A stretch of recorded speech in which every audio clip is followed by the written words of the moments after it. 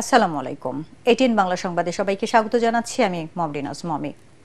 গাজায় ইসরায়েলি বর্বরতার বিরুদ্ধে March for Gaza শীর্ষক সমাবেশ কিছুক্ষণের মধ্যে শুরু হবে। এই কর্মসূচিকে কেন্দ্র করে সোহরাওয়ার্দী উদ্যানে লাখো মানুষের ঢল নেমেছে। রাজধানীর বিভিন্ন প্রান্ত থেকে দলে দলে মানুষ যোগ দিচ্ছেন এই সমাবেশে। দল মত নির্বিশেষে সকল শ্রেণী পেশার মানুষ মিছিল নিয়ে আসছেন সোহরাওয়ার্দী উদ্যানে। বাংলা মোটর, কাকরাইল মোড়, জিরো পয়েন্ট, বকশীবাজার ও নীলক্ষেত মোড় এই 5টি পয়েন্ট থেকে মিছিল নিয়ে সোহরাওয়ার্দী উদ্যানে প্রবেশ করছেন অংশগ্রহণকারীরা। সবার হাতে ফিলিস্তিনের পতাকা। ইসরায়েল বিরোধী স্লোগানে মুখর পুরো এলাকা। বিকেল 3টায় সমাবেশ শুরুর কথা রয়েছে। এই সমাবেশে বিএনপি, জামায়াত ইসলাম, জাতীয় নাগরিক পার্টি, এনসিপি, হেফাজতে ইসলাম, এবি পার্টি সহ বিভিন্ন দল, সংগঠন এবং ইসলামী বক্তা সহ বিভিন্ন পেশার গুরুত্বপূর্ণ ব্যক্তিরা অংশ নেবেন। সমাবেশ শেষে মঞ্চ থেকে ঘোষণাপত্র পাঠ করা হবে। মার্চ ফর গাজা আয়োজনের সভাপতি জাতীয় মসজিদের খতিব আব্দুল মালেকের বক্তব্য ও দোয়ার মাধ্যমে শেষ হবে আয়োজন।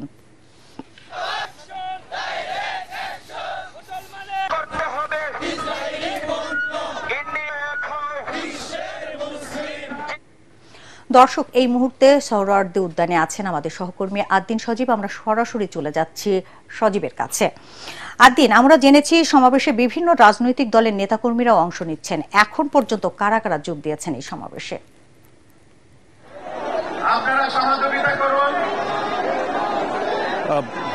অনেকেই আমরা দেখতে পাচ্ছি, অনেকে উপস্থিত হয়েছেন এবং আপনি এই মুহূর্তে দেখতে পাচ্ছেন মিজানুর রহমান আজহারী সাহেব। এই মুহূর্তে দেখতে পাচ্ছেন যে মিজানুর রহমান আজহারী সাহেব ভিতরে প্রবেশ করছেন।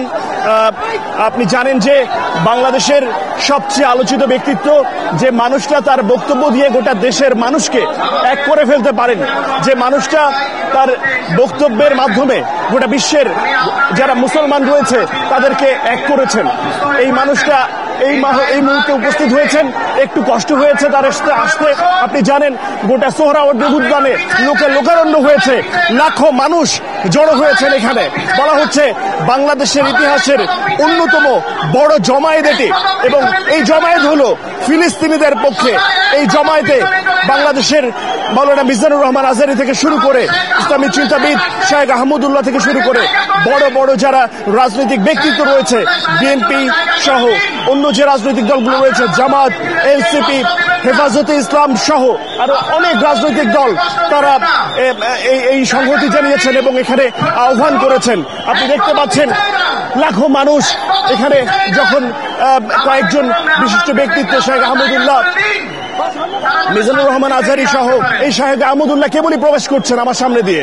আপনি জানেন এই মানুষগুলো যখন প্রবেশ করেন ঠিক তখন রীতিমতো লোকারণ্য হয়ে যায়, এবং এই যে মানুষের যে ঢল দেখছেন, এই মানুষগুলো যে এই মানুষ বিশেষ এই ব্যক্তিগুলোকে যে দেখার যে আগ্রহ তাদের, সেটা আসলে আমাদের পুরনো অভিজ্ঞতা। আপনারা জানেন যে ফিলিস্তিনে যে নির্যাতন নিপীড়ন চালানো হচ্ছে, ইসরায়েলি যে আগ্রাসন চলছে দিনের পর দিন, বছরের পর বছর ধরে, তার বিরুদ্ধে বাংলাদেশ এভাবে করে জমায়েত করেছে, এভাবে করে প্রতিবাদ জানিয়েছে। এটা বোধ হয় বাংলাদেশের ইতিহাসে এর আগে হয়নি, এবং শুধু বাংলাদেশে নয়, গোটা বিশ্বের নানা স্থানে দেখা যাচ্ছে বাংলাদেশের মতো করে গোটা বিশ্বের বিভিন্ন ধর্মপ্রাণ দেশের মুসলমানরা এবং অন্য ধর্মের মানুষও এভাবে করে জড়ো হতে আমরা দেখেছি, এভাবে করে আমরা জমায়েত হতে দেখছি।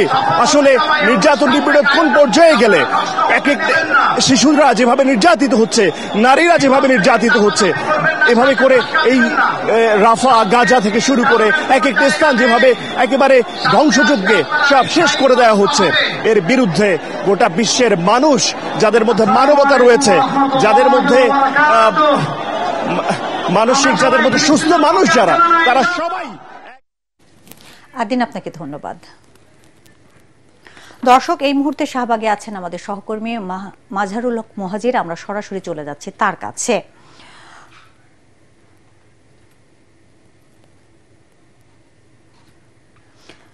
মুহাজির, সোহরাওয়ার্দী উদ্যানে প্রতিবাদী মানুষের উপস্থিতি কেমন দেখছেন, আর কি বা দাবি জানাচ্ছেন তারা?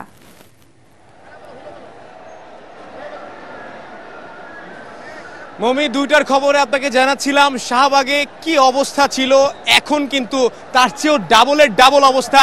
এই শাহবাগে আপনি দেখতে পাচ্ছেন, আপনাকে যদি একটু দেখায়, আমার আশেপাশেই যারা রয়েছেন তারা কিন্তু এই শাহবাগ থেকে যে টিএসসি যাওয়ার যে রাস্তা, এর বাইরের অবস্থান নিচ্ছেন।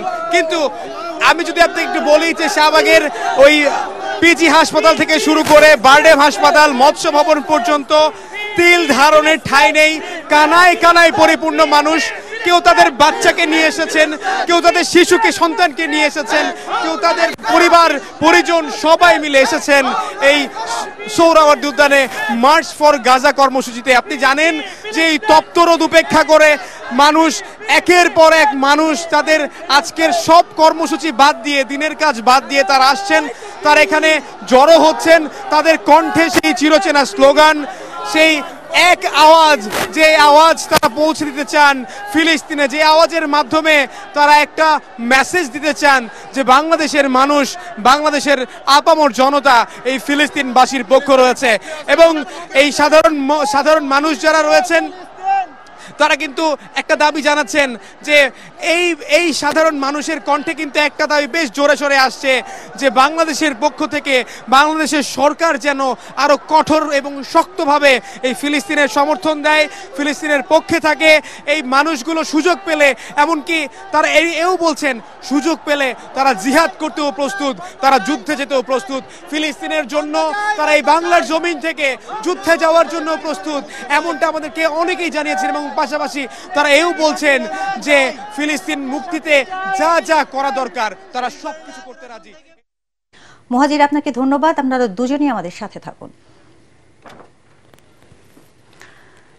চারুকলায় অগ্নিকাণ্ডে পুড়ে গেছে পহেলা বৈশাখে আনন্দ শোভাযাত্রার জন্য তৈরি করা প্রধান মোটিভ ফ্যাসিস্ট শেখ হাসিনার মুখাকৃতি।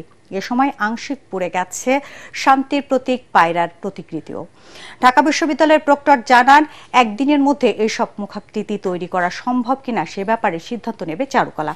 এদিকে নাশকতাকারীদের আইনের আওতায় আনতে কাজ শুরু করেছে আইন শৃঙ্খলা বাহিনী। জিডি করা হয়েছে শাহবাগ থানায়।